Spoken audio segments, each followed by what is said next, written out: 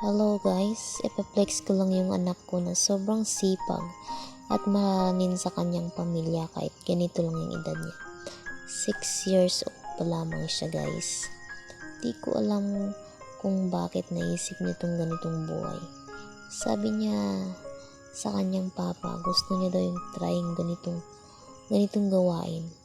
Kung gaano kahirap. Yun nung nalaman niya na sobrang hirap pa. Sinabihan niya yung tatay niya at papa niya na ganito pala kahirap yung buhay. Sobrang hirap pag ganito yung ginawa mo pa. Sabi ng papa niya, mag-aral ka ng mabuti.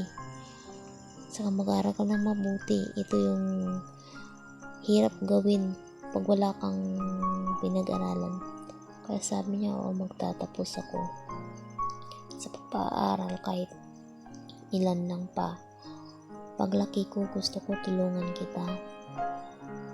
Ganitong makalit na bata, hindi mo alam kung ano iniisip niya, pero ito sobrang tanda ng iniisip niya. Sabi niya, paglaki ko tutulungan kita. Sabi ko, wag muna ngayon, bata ka pa, pero gusto ko i-try kung kaya ko din. Kaya nabigla kami nung na-try niya ito. Sobra talagang galing niya. Hindi ko rin alam kung bakit niya alam ganitong buhay. Bihira lang ganitong bata na makaisip ng ganito guys. Sana naman mag-live ng ganitong buhay na sobrang hirap at matulungin na bata kagaya ng kanyang papa